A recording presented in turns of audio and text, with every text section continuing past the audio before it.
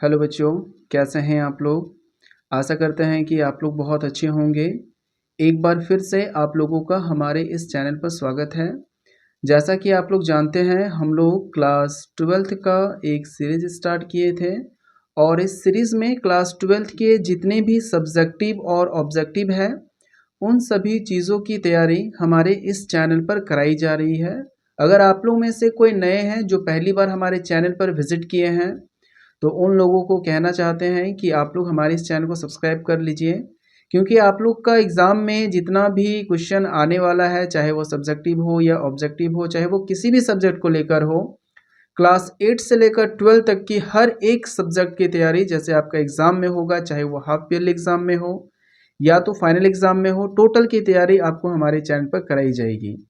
हमारे चैनल पर कराया गया हर एक सवाल आपके एग्ज़ाम में सीधा पूछा जाएगा। इससे बाहर आपके एग्ज़ाम में कुछ भी नहीं रहेगा। तो हमारे चैनल को सब्सक्राइब कर लीजिए और वीडियो पसंद आता है तो चैनल को सब्सक्राइब के साथ साथ अपने दोस्तों को भी शेयर ज़रूर कीजिएगा। तो जो नए हैं उन लोगों को हम बता दिए हैं कि हम लोगों ने क्लास 12 का सीरीज़ स्टार्ट किया था और इस सीरीज़ में हम लोग पॉलिटिकल साइंस और हिस्ट्री का सब्जेक्टिव और ऑब्जेक्टिव ख़त्म कर चुके हैं। और आज जो है हम लोग इंग्लिश का ऑब्जेक्टिव जो इंग्लिश कोर है, देखिए क्लास 12 का जो इंग्लिश कोर है उसका ऑब्जेक्टिव क्वेश्चन को देख रहे हैं। और आज जो है चौथा दिन है, यानी आज जो है हम लोग सेट 4 देखने वाले हैं। जो मॉडल पेपर आया है उसके हिसाब से हम लोग का काम कर रहे हैं। तो चलिए वीडियो को स्टार्ट करते हैं, अधिक समय नहीं लेते हुए हर एक सवाल को समझते चलिएगा। और इससे पहले जो 3 वीडियो कराए हैं, अगर आप लोग में से नहीं देखे हैं तो आप जाकर देख लीजिए, या तो आप हमारे चैनल के प्लेलिस्ट में जा सकते हैं या तो इसी वीडियो के डिस्क्रिप्शन पे आपको बाकी तीनों वीडियो का लिंक मिल जाएगा। आप चाहे तो वहां से जाकर देख सकते हैं। तो चलिए स्टार्ट करते हैं। जैसा आप देख रहे हैं, Jharkhand council of education research and training Ranchi annual exam का जो पैटर्न है उसी पर है। क्लास 12 का है और इंग्लिश कोर है, मॉडल पेपर क्वेश्चन है। टोटल जो है 80 मार्क्स का क्वेश्चन पूछा जाएगा, जो कि 3 घंटे का समय है। बाकी आप लोग का जनरल इंट्रोडक्शन यहाँ पे दिया हुआ है। इसमें क्या है कि 30 क्वेश्चन कंपलसरी है, जो कि आप लोग का मल्टीपल चॉइस क्वेश्चन है।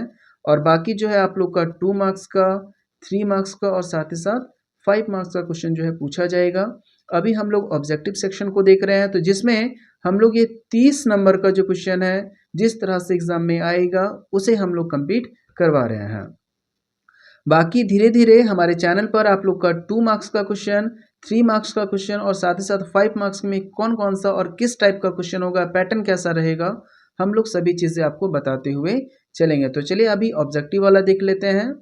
मल्टीपल चॉइस क्वेश्चन, ये आप लोग का ऑब्जेक्टिव है। मल्टीपल चॉइस क्वेश्चन पहले क्या था कि आपको OMR सीट दिया जाता था, लेकिन अभी क्या है कि OMR सीट नहीं मिलेगा। आपको क्या मिलेगा कि एक कॉपी रहेगा, आंसर सीट है, उसमें क्वेश्चन और आंसर की आपको प्लेस दिया रहेगा, आपको उसका आंसर लिखना है। तो चलिए पहला क्वेश्चन देखिए। पहला क्वेश्चन क्या लिखा है, in note making notes are not written in. कह रहा है कि नोट मेकिंग करते समय, नोट लिखते समय क्या इस्तेमाल नहीं किया जाता है। तो आपके पास 4 ऑप्शन दिया है और इसका आंसर हो जाएगा आपका ऑप्शन नंबर सी, यानी कि जो नोट मेकिंग लिखते समय लंबे लंबे सेंटेंस का इस्तेमाल नहीं किया जाता है। ठीक है, पॉइंट्स में कर सकते हैं, छोटे छोटे पेसेस में कर सकते हैं, लेकिन सेंटेंस में नहीं कर सकते हैं। आगे बढ़ते हैं क्वेश्चन नंबर 2 में। नोट शुड बी, कह रहा है नोट लिखा जाना चाहिए। तो नोट किस में लिखा जाना चाहिए, तो नोट जो है सेंसिबल होना चाहिए, क्लियर होना चाहिए, लॉजिकल होना चाहिए। तो ये सारा चीज हो जाएगा, यानी ऑप्शन नंबर हो जाएगा आपका डी, इनमें से सभी। आगे बढ़ते हैं, क्वेश्चन नंबर आते हैं आपका 3 पर। 3 बोल रहा है कि symbols are freely use in. कह रहा है कि सिंबल का इस्तेमाल हम लोग कहाँ करते हैं, क्या लिखते समय करते हैं। आपके पास 4 ऑप्शन है, लेटर लिखते समय, पैराग्राफ लिखते समय, या ऐसे लिखते समय, या नोट लिखते समय। तो इसका आंसर हो जाएगा आपका नोट लिखते समय क्या है कि हम लोग सिंबल का इस्तेमाल कर सकते हैं।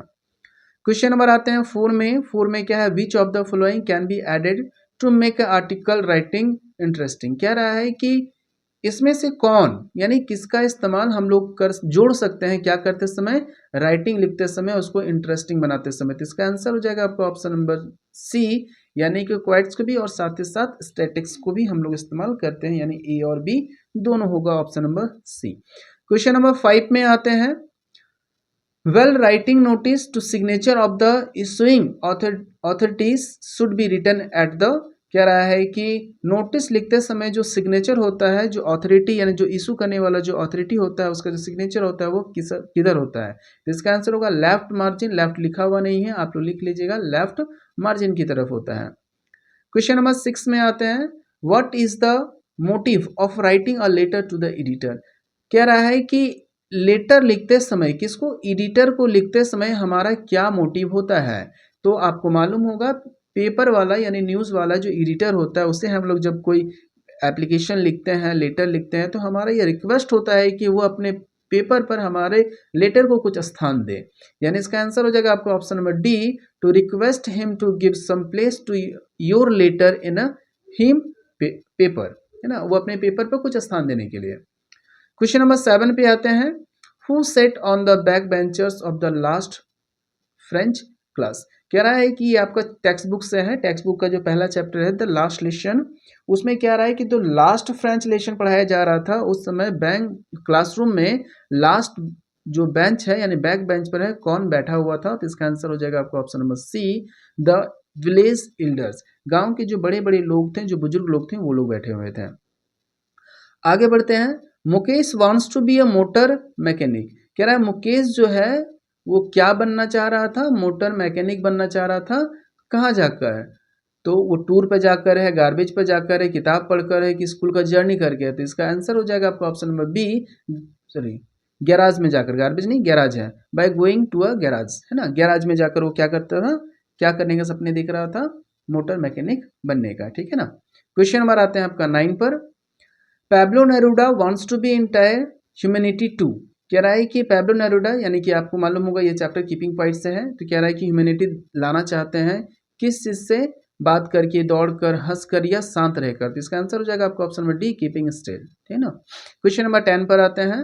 10 में है, in the poem keeping quiet the poet asks up to count. कह रहा है कि ये जो कीपिंग क्वाइट पोएम है इसमें जो पोएट है उन्होंने कहाँ तक की गिनती को कहा है।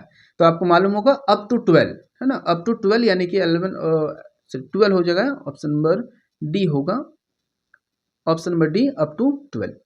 आगे बढ़ते हैं, क्वेश्चन नंबर आपका 11 पे आते हैं। Sadao wants to America to learn. कह रहा है कि डॉक्टर सदाव जो है अमेरिका क्या सीखने के लिए गए थे, तो surgeon and medicine, option number B. Question number आते हैं 12 पर, where did Sadao doctor Sadao meet Hana. वो अपनी पत्नी हीना से कहाँ पर मिले थे, तो आंसर हो जाएगा आपका ऑप्शन नंबर बी, अमेरिका, है ना, अमेरिका गए थे, अमेरिका में उनका भेंट हुआ था, प्यार हुआ, शादी हो गया। खैर आगे बढ़ते हैं। कह रहा है विच प्रोग्राम, कौन सा प्रोग्राम जो है किया करवाया जाता था कैनेडियन ग्रोफ ग्रीन के द्वारा। तो ये आंसर होगा आपका स्टूडेंट्स ऑन आइस, ये गेम करवाया जाता था, प्रोग्राम करवाया जाता था, यानी ऑप्शन नंबर हो जाएगा ए। क्वेश्चन नंबर आते हैं 14 में, the paper swimming boy with red eyes means. कह रहा है कि पेपर स्विमिंग बॉय और उसका जो आंख है वो कैसा है, लाल हो चुका है, रेड की तरह, चूहे की तरह। तो ये क्या दिखाना चाहता है, तो वो दिखाना चाहता है वो जो बच्चा है वो हंगर है, वीक है और पतला है, बहुत ज़्यादा पतला है, यानी ऑप्शन नंबर बी हो जाएगा आपका इसका आंसर। क्वेश्चन नंबर आते हैं आपका 15 में यानी 15 पे, what was doctor Sadao age when he had been sent to America. कह रहा है डॉक्टर सदाव कितने उम्र के थे जब वो अमेरिका गए थे, तो इसका आंसर हो जाएगा 22, ऑप्शन नंबर सी। ठीक है। तो आशा करते हैं कि आप लोग को जो है वीडियो पसंद आ रही होगी। अगर वीडियो पसंद आ रही है तो प्लीज़ अपने दोस्तों को शेयर जरूर कीजिए और कमेंट करके हमें बताइए कि आपको वीडियो कैसा लग रहा है। जल्दी ही जो है हम लोग आप लोग का सब्जेक्टिव भी लेकर आएंगे, इंग्लिश का जो है सब्जेक्टिव लेकर आएंगे। उसके बाद बाकी बचे हुए जो भी सब्जेक्ट है आप लोग जिसमें कमेंट करोगे हमारी टीम उस पर काम करेगी और जल्दी ही उसके सारे नोट्स, चाहे वो ऑब्जेक्टिव का हो या सब्जेक्टिव का, सारा का सारा नोट्स जो है आपके लिए प्रोवाइड करवा देगी। याद रखिएगा इससे बाहर आपको कुछ भी नहीं पूछा जाएगा, हमारी चैनल की ये गारंटी है। इसमें जितना क्वेश्चन कराया जा रहा है इससे बाहर आपके एग्जाम में कुछ भी नहीं रहेगा। तो एक बार जरूर सारा देख लीजिएगा और साथ ही साथ सबको ना नोट करने का प्रयास कीजिएगा। जब तक आप नोट करके नहीं चलोगे तब तक आपका तैयारी अच्छे से नहीं होने वाला है। तो आप लोग नोट करते हुए चलिएगा। क्वेश्चन नंबर 11 आता है, इन हुज बेडरूम, किसके बेडरूम पे डॉक्टर सदाव ने कैरी किया था उस आदमी का जिसका इलाज चल रहा था, अपने पिता का जो कमरा था उस पर किया था। उनके पिता की मौत अब हो चुकी थी। क्वेश्चन नंबर आते हैं 17 में, वाई वॉज मदर फेस पेल। कह रहा है कि मदर की जो फेस है वो पीला क्यों पड़ा हुआ है, एज के कारण, क्योंकि उनका एज बहुत ज़्यादा हो चुका था, due to her age. Question number आते हैं आगे, क्वेश्चन नंबर 18 पे आते हैं, how many tigers were killed by the Maharaja with in the 10 years. 10 सालों में महाराजा ने कितने शेरों को मार चुका था? तो इसका आंसर हो जाएगा आपका 70, ऑप्शन नंबर बी। क्वेश्चन आते हैं आगे, लिखा हुआ है हु वाज हार्ली। हार्ली कौन है? तो हार्ली जो है वो प्रोफेसर है, ऑप्शन नंबर हो जाएगा सी। क्वेश्चन नंबर आते हैं 20 पे। 20 में क्या पूछा गया? What kind of person was the general. कह रहा जनरल जो है किस तरह का आदमी था, किस तरह का व्यक्ति था।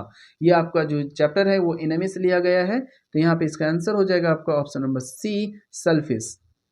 क्वेश्चन नंबर आते हैं 21 पे। Who was Jansie in a going places. Going places में जो जेंसी है वो कौन है? तो सोफीज फ्रेंड है, सोफी की जो है वो दोस्त है। क्वेश्चन नंबर आते हैं 22 पे। कह रहा इंडिगो जो चैप्टर है वो कौन से बुक से लिया गया है, ऑथर ने उसे कौन से बुक से लिया है? तो the life of Mahatma Gandhi, option number 1। ठीक है, देखिए इंडिगो जो है वो कहाँ से लिया गया है, कौन से बुक से लिया गया है? तो आप आंसर क्या लिखोगे? The life of Mahatma Gandhi. Question number आते हैं 23 पर। Who was a Rajkumar Shukla. आपको याद कीजिए इंडिगो चैप्टर में है कि राजकुमार शुक्ला कौन था? तो वो एक गरीब किसान था, ऑप्शन नंबर हो जाएगा बी। क्वेश्चन नंबर आते हैं 24 पे।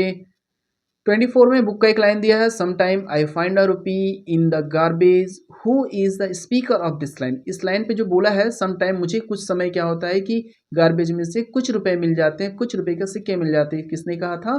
तो साहिब ने कहा था, ऑप्शन नंबर बी। आगे बढ़ते हैं, क्वेश्चन नंबर आते हैं 25 पर। Name the city where Mukesh live. उस शहर का नाम बताइए जहां पर मुकेश रहता था, तो इसका आंसर हो जाएगा आपका option number B, Firozabad. Question number आते हैं 26 पर।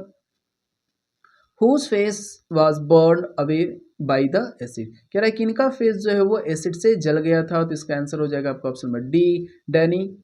ठीक है, डैरी है, option number D. Question number आते हैं 27 पे। Who is the writer of the we too are human beings. ये जो चैप्टर है इसके राइटर कौन है? तो इसका आंसर हो जाएगा आपका बामा, ऑप्शन नंबर बी। ये आप लोगों का 27 क्वेश्चन खत्म हुआ है। किसी भी सवाल में अगर कोई कंफ्यूजन होगा तो प्लीज हमें कमेंट करके बताइएगा कि सर इसमें हमें ये समझ में नहीं आ रहा, या जो भी चीज़ आप पूछोगे उसके बारे में हम जरूर बताएंगे।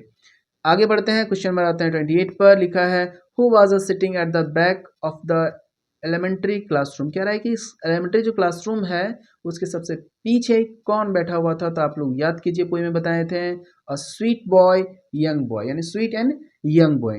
वापस से आप लोग को एक चीज बताना चाहेंगे कि आप लोगों का जितना भी पोयम है उन सभी पोयम का line by line detail explanation हमारे चैनल पर पहले से किया जा चुका है। अगर आप लोग में से कोई नहीं देखे हैं तो आप पहले वहां पे चले जाइए और सारे पोयम को एक बार जरूर देख लीजिएगा, क्योंकि वहां पर हमारी टीम ने आप लोगों को ऑब्जेक्टिव और साथ ही साथ जो है वो आपको सब्जेक्टिव, वो दोनों क्वेश्चन जो है प्रोवाइड किया हुआ है। अगर आप वहां से देख लेते हो तो आप लोग की तैयारी और बेस्ट फॉर्मेट में हो जाएगी। बाकी जब सब्जेक्टिव करवाया जाएगा तो फिर आप लोग को इससे रिलेटेड इंपॉर्टेंट क्वेश्चन भी आपको करवाया जाएगा। तो आशा करते हैं समझ में आ रहा होगा। अगले क्वेश्चन पर आते हैं। अगले क्वेश्चन देखिए, हु वाज हार्ली। देखिए अभी ये बताए थे, ये रिपीट हो गया है। हार्ली कौन है? तो वो एक प्रोफेसर है, अभी जस्ट इससे पहले ऊपर बार में डिस्कस किए थे। लास्ट क्वेश्चन पे आते हैं। The poet compare her mother. ये तो बहुत इजी होना चाहिए। पोएट ने अपनी माँ को किससे कंपेयर किया था? तो late winter moon, option number C. तो आज का हम लोगों ने 30 सवाल देखा है और ये 30 सवाल में आशा करते हैं कि आप लोग को कोई प्रॉब्लम नहीं हुआ होगा। इसके बाद हम लोग और भी वीडियो लेकर आएंगे जिसमें ऑब्जेक्टिव का रहेगा, और ये जितना भी ऑब्जेक्टिव करा रहे हैं वो आपके एग्जाम के लिए बहुत ज़्यादा इम्पॉर्टेंट है। तो प्लीज़ एक बार सारा वीडियो को देख लीजिएगा और साथ ही साथ इसे आप अपने नोट कॉपी में ज़रूर लिख लीजिएगा। नोट कॉपी में लिखने से क्या होगा कि आपको बेस्ट फॉर्मेट में याद हो जाएगा। फिर मिलते हैं इसके बाद कल वीडियो में, तब तक के लिए जय हिंद,